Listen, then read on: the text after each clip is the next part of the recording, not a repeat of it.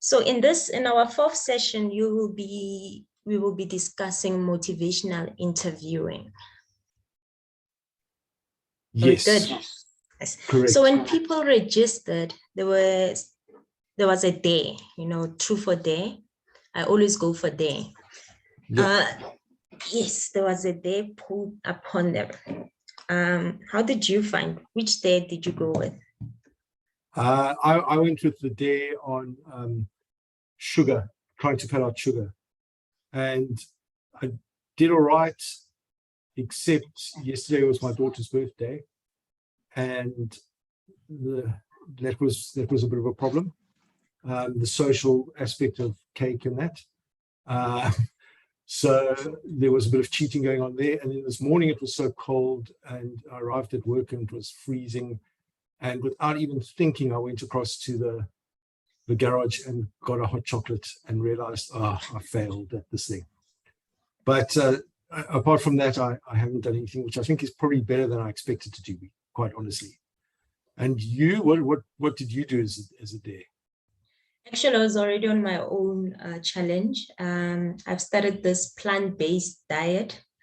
So a vegan diet. There's literally no moral implication around it. I love meat. I'm a big fan of meat. But it was just to support someone I care about in their journey of health.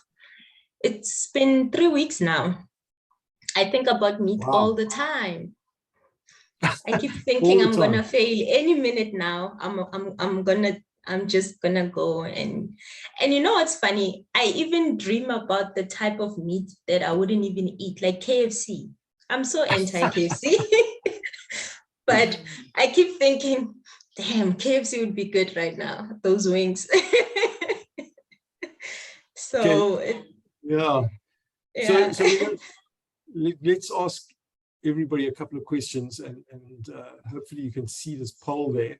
So I don't know if anybody actually tried the challenge. So if you did, mark off whether you tried it or not. And then if you come down, if you took the challenge, how easy was it? You can choose single choice there. And then if you didn't take the challenge, how would you imagine it would be for you to give up sugar, coffee, or social media for a month? Let's up the ante a bit. Would it be easy, hard, not so hard? Yeah. So if you get a chance there, if you did do it, let's have a look and see who said what.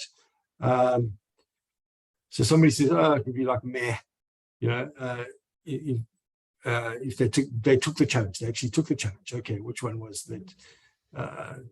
They gave up something, but some people didn't. And somebody chose sugar, and the stage, it was so-so.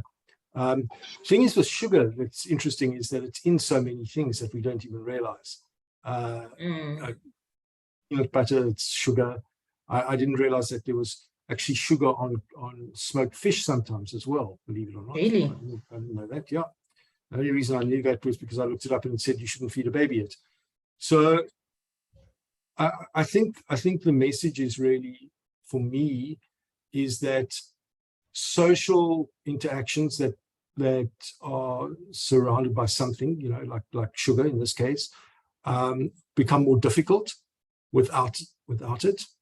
And how's it with meat? Do people look at you strangely when you're at a place?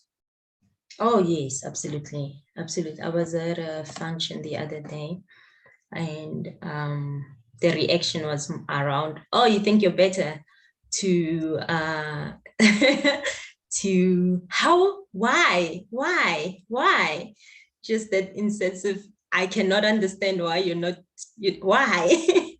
To people would be like, that would be interesting. So just different reactions. And the most classical one was literally the words, just try meat, break it. Someone dared me to break. Okay, so I wanted you just to give up the thing that you were doing. And have you felt better for it, for not taking meat or not? you know what, in the 3rd week now, I'm feeling fantastic. Okay? My energy levels are so much better.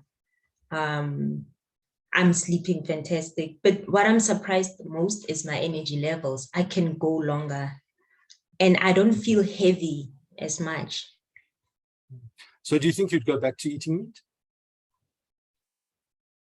I will hold off as far as possible. But like I said, every minute I keep thinking any day now. Yeah. Any day now. I think it would be interesting to hear the person who gave up sugar and the experience was meh. Maybe they can give you a bit of advice. Yeah.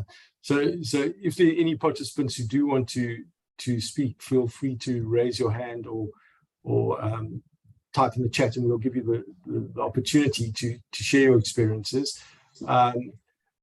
Yeah, sugar for me was easier than I expected at first, but it's not something that I could sustain, I don't think, and I didn't, as I said. And I think the social connections with certain things make it difficult as well. Did anybody offer you advice? Now, when it comes to meat, I mean, my cultural background is meat is a whole vibe. No one wants to see you not eat meat. Yeah. But yeah, I think it helps because I have 2 people in my life who are part of this also. So having that support with people who are actually experiencing what I'm going through is keeping me strong in that sense. Yeah. Yeah. So some other people also gave up coffee and that as well. So here are the results of the poll, which I know for a lot of people that's pretty hard. And somebody gave up social media. Social media. Wow. Whoa, I respect this person. That's really social as well. Yeah. And for the people who think that it will be very easy, I'd like to see that because I struggle. I think you've got far more, a lot more sort of strength and what's it, dear settings for more perseverance than I have. That's for sure. So I think that's quite impressive if you do manage to do it easily. So participants, please put on the chat or open up your video or mic and just let us know. Yeah.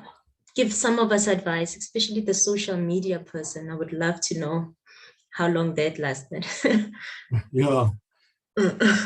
And so here's another poll with some questions as well. And this one you can give multiple answers to. When you're trying to do something hard, does it help if people keep checking up on you, which is what happens with me quite a lot at home? Express disappointment. Well, not quite disappointment. I get the eyebrow from my wife. You know. What, for not putting your socks in the laundry basket? Yeah, or the seat, well. The toilet seat down. No, I've learned not to stand and go to the toilet in my house because good for you, good man. Daughters taught me that. Daughters taught me that. Now that I've totally emasculated myself in front of everybody, yeah, I get some support sometimes, but mainly I get, do you really need that ice cream? Or didn't you tell me that you were going to stop using this sugar, you know, or whatever it is? Coffee is no challenge to me because I don't drink coffee. Yeah. So let's see what people say here.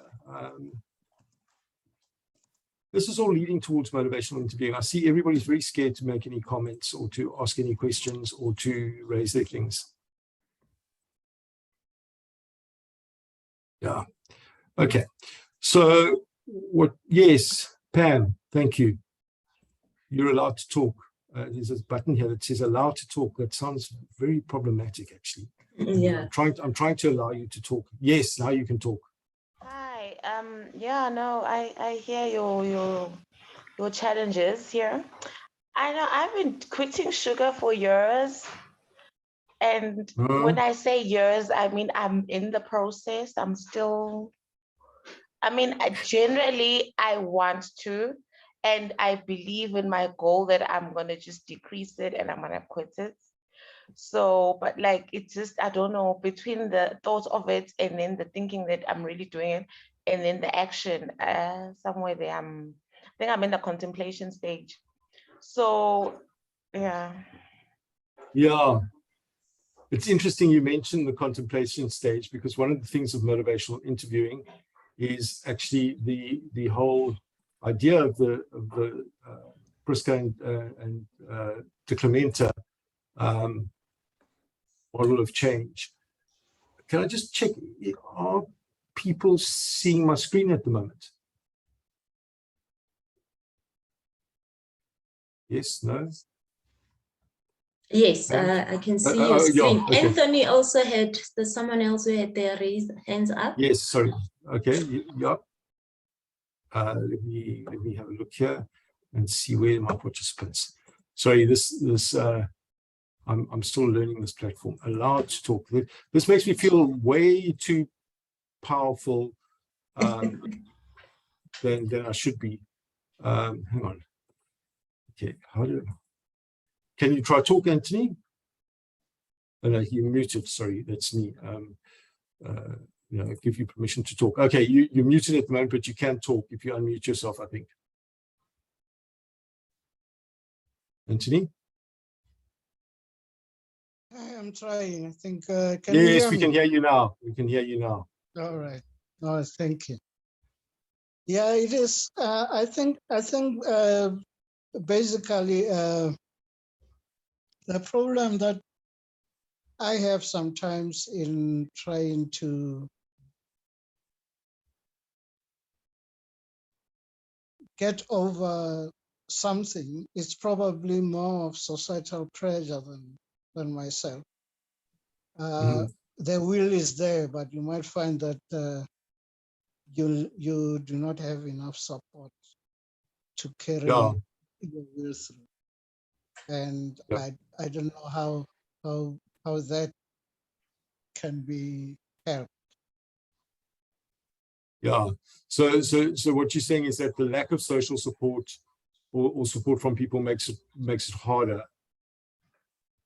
Yeah, because I mean, like for example, on the other hand, you have the pressure of, the society, cultural or social boundaries that, and on the other hand, you have your own will that you have to project to progress yourself.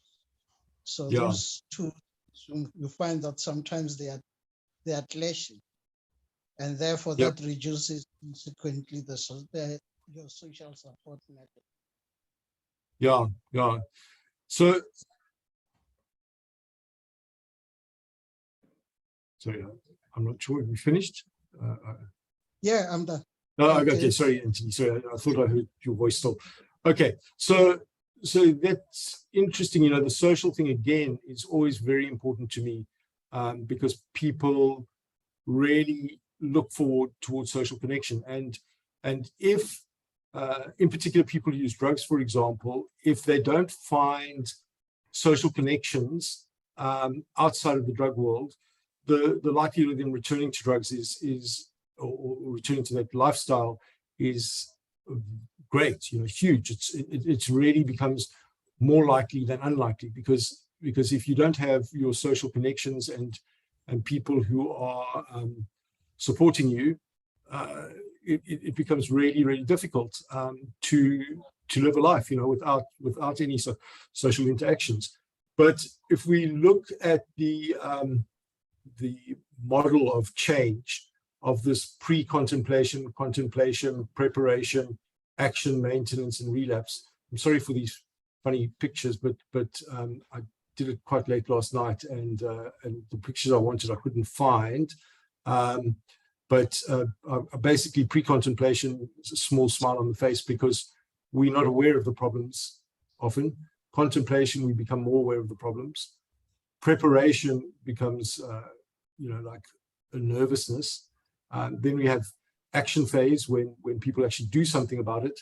Maintenance, which sounds quite easy, which is actually pretty hard. And then often we have relapse, but we don't have to have relapse. And relapse is all relative how you describe it. is having 1 teaspoon of sugar or slipping up and having a bit of ice cream a relapse on your sugar quest for no sugar, or is it just is it still an improvement on the past and something which you can immediately do the next right thing after? And by right thing, I don't mean morally right thing, I mean the right thing that is right for you as an individual. So I think that kind of thing is it's questionable what relapse actually is, and we need to really define that as well, and have a good idea of what causes that relapse, and at what point does it become relapse, or what point is it still a lot better than what it was before. And if somebody's been using drugs 365 days of a year and they manage to use it only 350 days in the next year, it's progress in some way. Maybe not the progress they initially wanted, but it is progress. And so relapse happens, but it doesn't have to be relapse back to the same levels as it was before. The word that I always use with people is to say, do the next right thing. Dee, have you got any comments there before we go to an example of some ways of talking to people with, to change? I think in addition to the next right thing, I've also seen myself and clients when they slip up, and how just the concept that, oh, I've relapsed, now I can just continue. I've done it when I would try to exercise. If I miss a week, oh, I've relapsed, now I can't continue. So relapse sort of created an end zone for me. So to stop engaging with the progress that I've made so far. Yeah. And I've seen the similar thing with clients when they've been doing great and they would use once, and just that mindset of I've relapsed, so it means it's over, game over. So to just detach the game over element with what it genuinely means to relapse. I think Anthony has a comment. Yeah. Anthony, you may go ahead. Just unmute yourself. I think while we're still on relapse, I think the most important thing that we need to recognize is our attribution of the term failure. That failure is the end point. So I don't know if we can have an ability to change the mindset so that people can look at failure as procreatory. That is, it is preparation for the next stage of success. Yeah. Other than it is the end point of whatever gains that we have made. And I think in most of the literature, subliminal relapse is failure.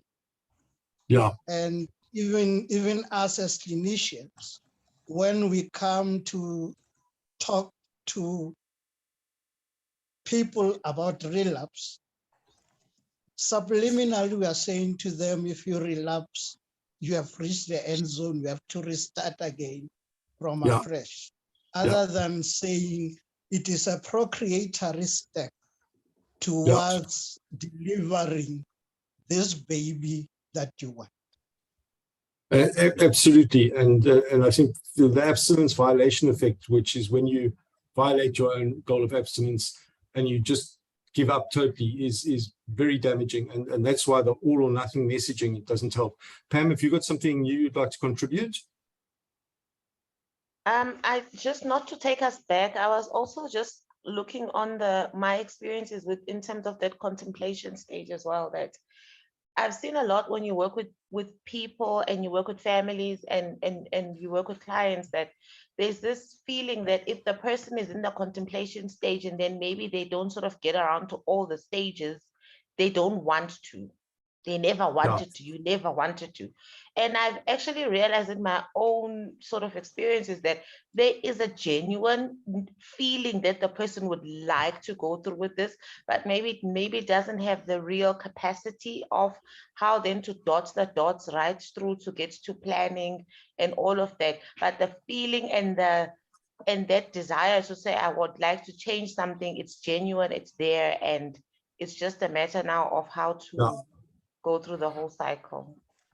So motivational interviewing is really a way of dealing with ambivalence. And ambivalence means that you fluctuate between wanting change, not wanting change, being motivated for change, but slipping up. And so motivational interviewing is a collaborative, goal-oriented style of communication with particular attention to the language of change, designed to strengthen personal motivation for commitment to a specific goal by eliciting and exploring a person's own reasons for change within the atmosphere of acceptance and compassion. And that, in a nutshell, according to Miller and Rolnick, who developed motivational interviewing, is what it's about. Now, what we'd like to do is also just have a look at a video, 2 videos quickly. We're going to show you. They're very short, and we want to just let's see. Oops. Okay, can you see my screen? We can see your screen. Okay, it's black at the moment. Before you play, I just want to encourage everyone that whenever you hear something, whether it's positive or questionable, just make a reaction. Yes. There's a reaction tab. Just highlight your reaction to that. We'll keep note of that and we'll reflect afterwards. So the reaction tab is down at the bottom with the, where is it, D? I can't remember. I know, right? I'm also like, I can't see it now. Yeah, mine also. I'm sure they've changed this since we did a rehearsal last week. I'm pretty sure they have actually. Anyway, so let's just share this. Hang on. Yeah. I want to check that I'm sharing the sound with you. So give me 1 second. Share screen. Yes, I am sharing sound with you. Okay, share. So let's have a look at this first video. Doctors, nurses, and physician assistants all have opportunities to counsel patients. Sorry, I don't know why that stopped. About health-related behaviors. As a medical professional, you have a responsibility to talk to your patients about tobacco use and how it affects their health. At times, you will also have a responsibility to talk to them about how secondhand exposure to their tobacco smoke affects other people's health. These can be sensitive topics, and it is important to keep in mind that the way you approach your patients about these issues will have a big impact on how your advice and concerns are received. In general, it is not useful to confront or scold your patients about their tobacco habits, as that approach is usually not well received by patients and may interfere with your ability to counsel them effectively. Watch what happens as this provider becomes more and more confrontational in her warnings about tobacco use and her advice to quit smoking. Okay, so I wrote a prescription for an antibiotic for Aiden that should help with the ear infection, but in looking through the chart, I mean, it seems like he's had 6 or 7 of these just in the past year or so. Yeah. That's really a big problem. Yeah, it's pretty stressful for both of us.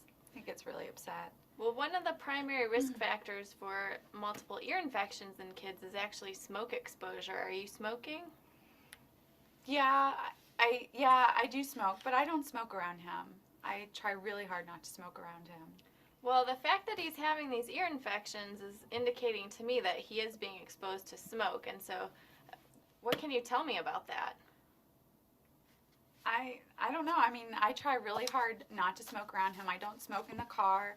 When he's home, I go outside to smoke. I mean, I know it's bad, and I know it's bad for him, so I don't want him to be around it, so I try really hard. I really need you to quit smoking, both for your health and for Aiden. Did you know smoking around your child is associated not only with ear infections, it could get to the point where you have to put tubes in his ears pretty shortly here, but also things like vitamin C deficiency, cavities, like dental cavities, behavior problems, asthma, other upper respiratory infections. It's really putting him at a lot of risk. In addition to that, kids of smokers end up smoking themselves. Do you want him to grow up to be a smoker? No, but I don't smoke. I've thought about quitting, but it's really hard. So I just don't know how to do it. Well, now's the time to quit. It's really gotten to the point where you can't keep smoking.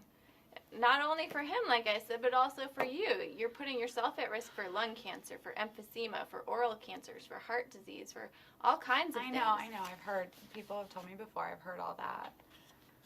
I just don't know how to do it. How am I supposed to quit? It's so hard. Well, there's all kinds of things you can use now. It's not as hard as it used to be. You can use nicotine replacement. There's patches, there's lozenges, there's gum, there's the inhaler, there's nasal spray.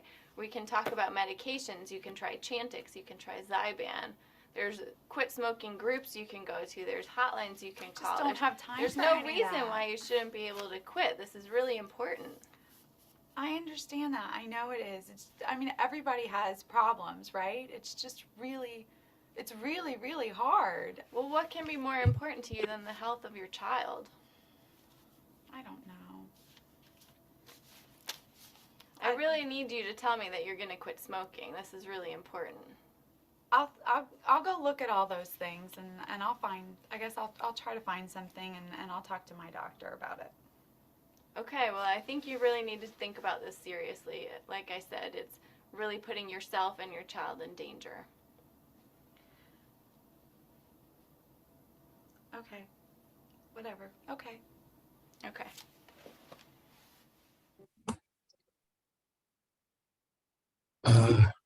Yeah, quite aggressive. What do you think? I really need you to stop using sugar, Sean. This is really important. Yeah, I don't think that I would listen to you much.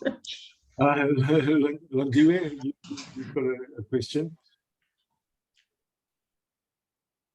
You want to unmute?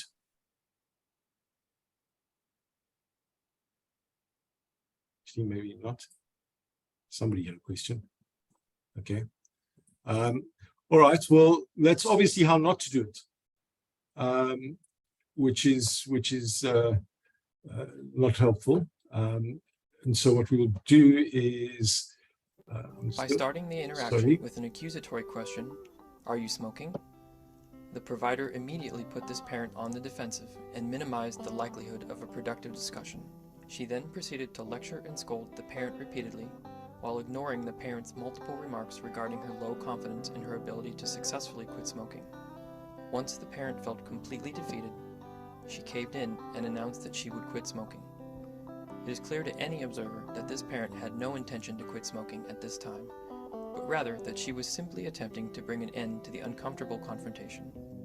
In this case, the provider wasted an excellent opportunity to work with a mother who was expressing a real desire to quit smoking, coupled with a lack of confidence in her ability to do so. By listening to what the parent was really saying, the provider might have been able to help this parent develop a workable plan.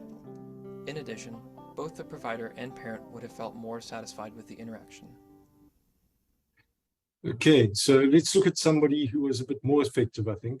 And then we'll discuss the two of them. Sorry, let me go here. Okay. Watch what happens this time when the provider cues in to what the parent is saying, empathizes with her situation, and attempts to work with the parent to find a solution that fits her needs. So I wrote a prescription for antibiotics for Aiden. Okay. I did want to talk to you, though. I'm a little bit concerned looking through his chart at how many ear infections he's had recently, and I noticed that you had checked the box that someone's smoking in the home. So I was wondering if you can tell me a little more about that. Well, it's just me and him, and I do smoke. I try really hard not to smoke around him, but I've been smoking for 10 years, except when I was pregnant with him. But it's so stressful being a single mom and having a full-time job, and so it's just, that's why I started smoking again. You have a lot of things going on, and smoking's kind of a way to relax and de-stress. Yes, yeah. Some people have a glass of wine, I have a cigarette. Sure. And it sounds like you're trying not to smoke around him. Why did you make that decision? I know it's not good for him. I mean, I've read those things about ear infections and asthma and stuff, but other kids have ear infections and their parents don't smoke. So on the one hand, you're worried about how your smoking might be affecting him, and on the other hand, you're not so sure if it's really the smoking that's causing these problems. Right, yeah. I mean, he doesn't have asthma. He hasn't had a lot of other problems that his other friends have. So, and I've thought about quitting before in the past, but I just don't see how it's possible right now. What made you decide to quit smoking when you were pregnant? Well, he was inside me and we were sharing everything, and I knew that he would get some of that, and I just didn't think I could live with myself if something happened to him. Right now, though, it feels almost too difficult to even manage or even to try. Yeah, exactly. How were you successful when you quit before? I don't know. I think about it now, I don't even know how I did it. I just did it. You know, I just couldn't imagine like him not being born or going into labor early and him having problems and stuff like that, all the stuff that they talk about with women who smoke. So that was just enough to say, okay, you know what, I'm not going to risk that. So the risks were so scary then that you're able to stop, but Yeah. they don't feel as scary to you now. no, I mean, we're two separate people, and like I said, I try really hard not to smoke around him. I'm pretty good about that. I don't let other people smoke around him. So You're doing the best you can do. yes. Yeah. Okay, but it sounds to me too like part of you really does want to quit. Yeah, I know that I need to, and I keep every new year I say, okay, this year I'm going to quit smoking, but then something happens and it just doesn't. It's and on your quitting to-do doesn't list, happen. it's just not making it to the top. Yeah. If you did decide to quit, on a scale of 1 to 10, where 1 is not at all confident, you don't think you could do it, and 10 is you feel pretty certain that you could, where do you think you fall right now? Probably like a 5.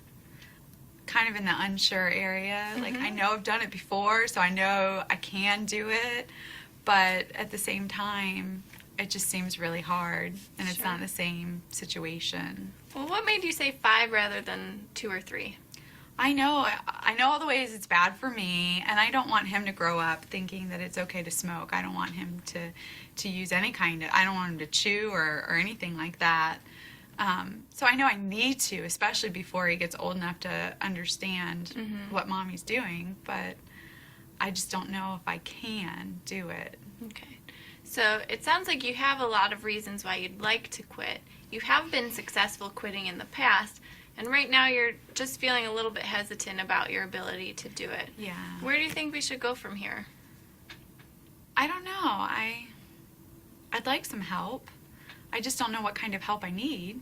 Sure. So- Well, if you'd be interested, that's something I can definitely talk to you about. There are a lot of new options that can actually help people be way more successful in their attempt at quitting. There's different medications you can try. I don't like medicine. Okay. There's also a lot of support groups and classes that you can take where you have other people to go through it with you, and sometimes just having that support can be a big part of it, especially for people like you where smoking is such a stress reliever. That sounds nice, but I'm not sure if I have the time for all that. Sure, it feels like something that would take up a lot of time and maybe not fit into your life. I wonder if we could talk about some options that might fit into your life. That would be really nice. Okay, well, if you're willing, then we could set up another appointment where you could come in and we could talk more about that. I would like that. That would be great. Great. Thank you. Sure. This time, the provider had the same agenda, to talk to this parent about the dangers of secondhand smoke and to counsel her to quit smoking. However, this time the provider's focus was on the parent's own view of the issue. By giving the parent an opportunity to reflect on her situation, the provider was able to elicit reasons for change from the parent herself. There was no need to lecture or scold, because the parent was making her own case against smoking.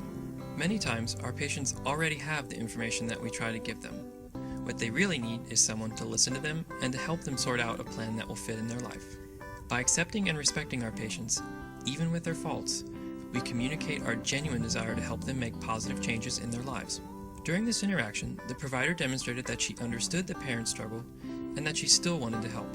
As a result, this single parent found she finally had someone on her team. This increased both her interest and willingness to try working further with the provider to find a solution that would fit in her life.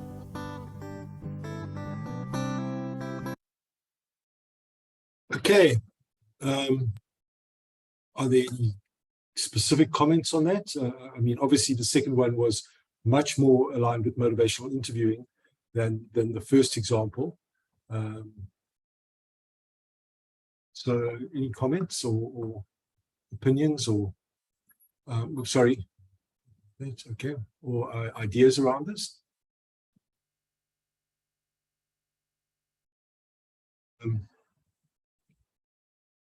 So yes, change is not easily, it's definitely not.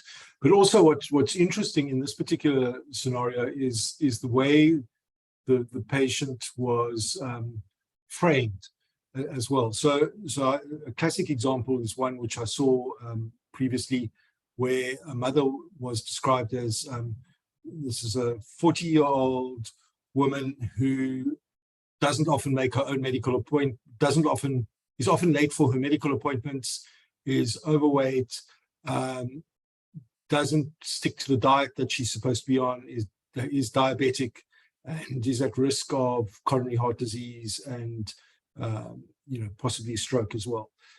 That was the one formulation. The other formulation was a 40-year-old woman with 3 kids who prioritizes her kids' health appointments over her own, not late for kids' appointments, but occasionally late for own, tries really hard to eat healthily, but very difficult when cooking for the children as well. So she tends to eat their food, which is maybe not as correct for somebody with diabetes. And these 2 scenarios, patient descriptions were given to doctors, and they treated the 2 patients very, very differently. Even the same doctors would treat the patient very differently because of the description. So our words really matter with that. And certainly we saw a reframing of the way this mother was trying very hard to stop substances, stop smoking, and had succeeded during pregnancy. There's often this very unfair kind of situation where you've got the father who continues drinking, and the mother, gets blamed when the kid gets born with FAS. Fathers can't stop drinking, and put a lot of pressure on the women who often can't stop drinking as well, when we should rather try and be more supportive in it.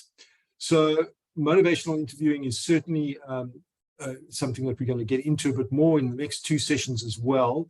It really is very helpful. I also have a surprise for everybody, in that motivational interviewing was developed by 2 people. One was William Miller, and the other one was Stephen Rolnick. Stephen Rolnick was a nurse from South Africa, actually, who became a psychologist and is now a professor of psychology in the UK.